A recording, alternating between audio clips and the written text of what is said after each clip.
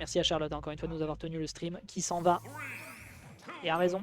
On part donc sur une destination finale. Et bien pourquoi pas? Après tout, pourquoi s'emmerder avec des plateformes quand on peut juste faire 100% bagarre alors qu'on a deux personnages qui ont quand même des outils assez projo. Très bien tenté ici d'aller récupérer le neutre à l'air. Mais non, c'est pas pris du côté de Pingoléon. On s'extrait parfaitement de l'agression. Bien joué au niveau du spacing cette fois-ci pour surprendre à l'atterrissage. On n'aura pas une chaîne qui sera faite, mais on attend. On voit les anticipations. L'adversaire qui a un peu peur et qui se réfugie dans son shield.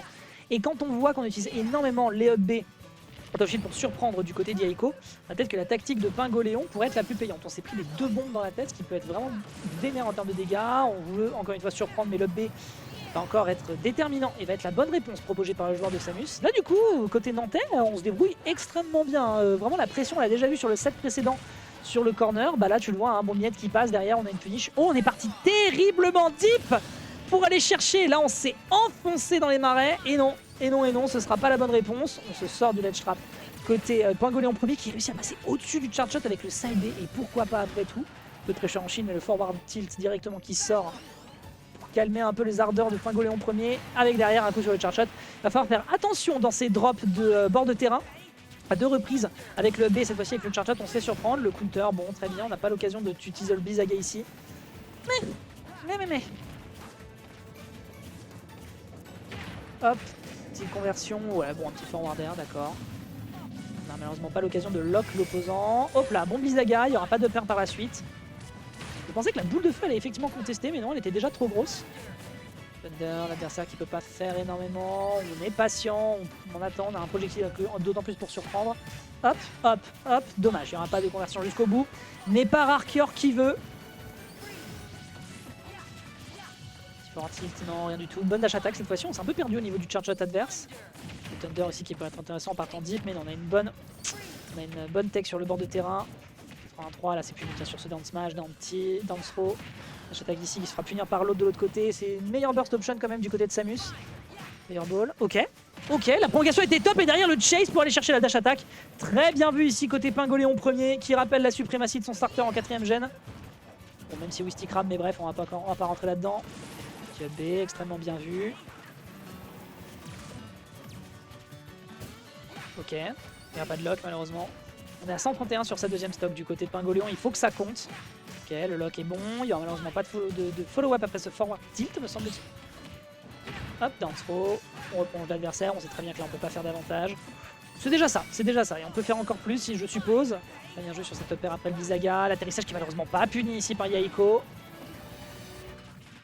Qui essaie de trouver un peu une manière d'attraper l'adversaire. Ce sera fait ici avec ce grab, mais on a été hésitant. On est en train de se demander comment on faisait pour installer cette pression sur le bord de terrain. Et là, sur cette dernière stock, déjà 77%. On se fait un peu surprendre. Le Thunder, malheureusement, qui est un tout petit peu trop par le haut. Et derrière, le smash avec la réaction sur le Blizzaga qui est juste extrêmement bien fait côté Pingoléon premier. On a commencé à tout doucement, mais vraiment tout doucement, sur des petites interactions, sur quelques éléments de surprise, passer au-dessus du charge shot, toucher à des moments où on s'y attend le moins, trouver quelques locks. Au final, ça permet de mettre suffisamment de pressure à un joueur qui n'était pas assez VIP dans ce que proposait, le Sora. Ce qui veut dire que Yaiko est sur la sellette, puisque s'il perd ce match, on le retrouvera en loser. Malheureusement, il n'y a pas de BO5 avant le top 3. On aimerait bien pouvoir rentrer à des heures décentes.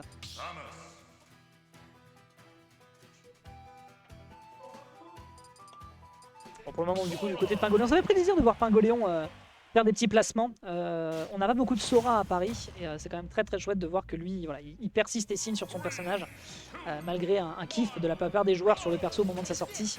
Pas mal, on finit par le lâcher. Et Pingoléon, lui, par contre, il n'a pas lâché l'affaire. On en pense également à d'autres joueurs et joueuses. Hein. Je pense à Irelis, bien sûr. Très très bon charge shot ici. Petit blocage. L'adversaire qui pensait être à l'abri dans le dos, mais non! Avec cette triangulation de l'espace-temps qui est faite par cet up tilt. On retrouve directement l'adversaire immédiatement sur le bord de terrain. Mais on surprend. On s'appelle Sora, je vous rappelle.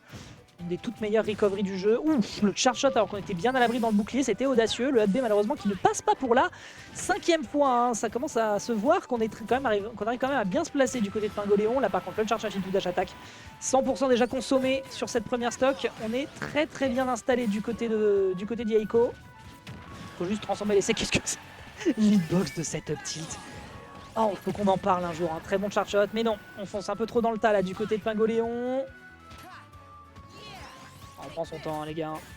Voilà, tranquille, bon binette, on n'avait pas besoin de se précipiter. Derrière, on ressaute et on se refait surprendre ensuite en se prenant le charge de plein fouet. On était quand même beaucoup sur le côté, 22% directement consommé, pas de tech, ce qui fait qu'on a peut-être de quoi aller chercher une punish. Ouais, on a le pari sur le multi, mais que sur le premier, pas sur le dernier. Forward air, ça fait beaucoup de dégâts, hein. C'est énormément de dégâts, c'est beaucoup de pression. Au niveau des options, c'est très clean du côté de la Samus nantaise. Et là, à côté Pingoli, on se fait un peu surprendre. Le Thundaga, on n'aura pas de conversion derrière, on a le temps de se mettre dans son shield, puisque les deux jabs ne sont pas trop. C'est dur là, c'est beaucoup plus dur, ouais, on anticipe bien. On s'installe bien et on est bien patient à côté Yaiko d'un point de vue punitif, c'est propre. Ok, très bon freeze. Up smash, malheureusement ça ne passe pas. Et on se reprend le charge shot dans la foulée. Avec la rage à 100 et la deuxième stock à 144, on arrive à trouver derrière l'adversaire avec un forward air. Et on est très bien sur cette game numéro 2 du côté de Yaiko. Avec Pingoléon qui commence à perdre pied, qui a le bec dans l'eau. Là il va falloir trouver quelque chose pour justement réussir à minima à se débarrasser de la stock, se recomposer mentalement. Oh! Tibet reverse, malheureusement on n'aura pas le dernier Thundaga. Purée, le jeu ne veut pas qu'il gagne cette game. Freeze. Punaise, et pourtant c'est pas faute de temporiser. Hein.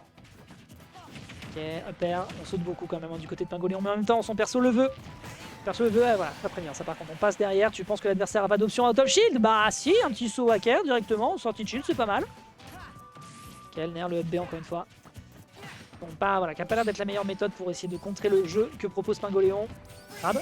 Oh, spot dodge avec un Thundaga, bien joué. Il y a un B qui aurait pu être envoyé, ouais. Là, je sais pas s'il a pas eu confiance ou si l'adversaire avait le temps de se dépêtrer. Beaucoup de shield pressure avec le B sur la sortie de la plateforme, bien sûr. Ok. Très bien, si tu ne le tues pas à gauche, tu le tueras à droite, ça ne fait rien. Mauvais placement, on se prend le B dans la figure. Est-ce qu'on peut faire... Ouais, très bien, on va mettre l'adversaire en off stage là, voilà. C'est le moment où on peut briller côté Yaiko. Voilà, on respecte les options de l'adversaire, c'est bien vu. Pour l'instant, en tout cas, on tient beaucoup plus l'adversaire en respect qu'on l'a fait sur la game précédente. Hein. C'est de l'adapt, je suppose. Là, par contre, ouais. Oh, il y aurait peut-être pu y avoir un down smash. Ok, down smash, voilà, peut-être qui est un peu tardif. Je ne sais pas s'il l'a entendu. Up smash ici qui est envoyé, c'est efficace, mais c'est pas encore assez pour solder cette game numéro 2. Projectile passe dans le dos malgré le counter, intéressant. Ok, fire. Et derrière, le backer en voulant refoncer au contact en perdant l'interaction et ça permet d'aller chercher le 1 partout du côté du joueur de Samus. Très bien joué pour le moment. On se dépêtre merveilleusement dans ce set. On rappelle que l'objectif c'est quand même d'aller chercher le podium avec la winners finale. Donc on va pas la laisser passer si simplement cette game. Yaiko qui se recompose. Ça va être un Pingoléon de faire le choix de map. Ça va falloir être précis, déterminant. J'imagine qu'il a dû se débarrasser de destination finale cette fois-ci.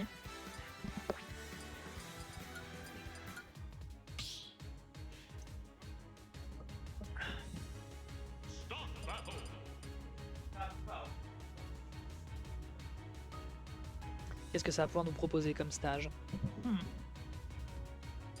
Au Battlefield, ça va peut-être pas être la bonne option. Ça a l'air d'être une map sur laquelle Yaiko est très à l'aise.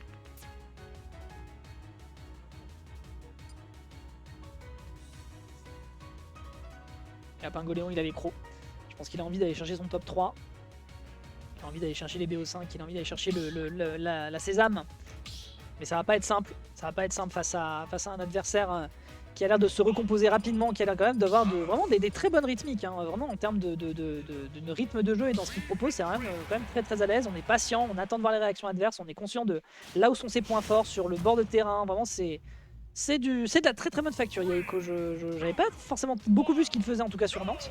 Là, forcé de le constater, c'est assez clean. Et là, on se retrouve avec un Pingoléon premier qui nous sort un perso qu'on n'avait pas beaucoup vu de sa part récemment, à savoir le Wi-Fi. Donc là, en l'occurrence, on a quand même de bonnes options pour dire à l'adversaire bah non, tu vas pas m'approcher sur le corner, ou bien jouer ça directement réaction au jab et en profitant de leur dog shield pour réussir à surprendre un adversaire qui l'attendait au tournant.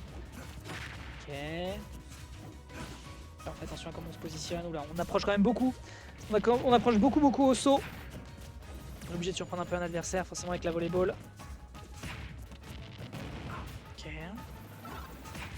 Le deep bleeding qu'il va falloir capiter, qu'il va falloir rentabiliser le plus possible. Très bien vu. Hein. Là, au niveau de la DI, je ne sais pas si ça a fait la différence, mais ça va être un petit peu perdu. Hop là, pas de tilt. On fait très bon spot dodge directement en réaction. Oh, c'était intéressant. Malheureusement, on ne pourra pas en faire plus. Au moins, ça met quelques dégâts en profitant de la fin du deep bleeding. Esquive le charge shot, on se pose sur le bord, on va peut-être prendre beaucoup de pression. Non, pas du tout, Yaiko qui a voulu assumer et foncer directement dans le tas. Ouais, non, là par contre c'était quand même très risqué de faire ça en center stage du côté de Pingoléon, d'autant plus qu'on récupérait pas tout de suite le deep bleeding. La Sun Salutation qui va surprendre parce qu'on a aussi un charge shot côté adverse. Et là, il faut rentabiliser. Là, il faut rentabiliser. Je ne sais pas comment tu vas le rentabiliser, mais pas comme ça, pas en fonçant comme ça sur une air dodge aussi téléphonée, ce qui permet à Yaiko de continuer de maintenir son avantage sur le terrain, son positionnement qui est propre. La backthrow ici, par contre, qui est bonne. On prend bien le temps pour essayer de surprendre. Non, pas du tout. Ah, il pourra pas récupérer, il se prendra le charger dans la figure ensuite. On accepte la pression furie, très très bon timing. Je ne sais pas si je vois que Pingoléon tape régulièrement sur des gens comme Case et Erelis, donc forcément il doit y avoir 2-3 notions sur Samus.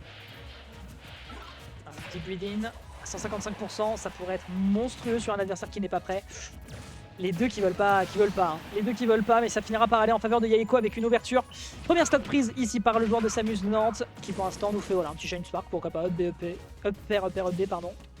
Les gens de Smash 4 savent.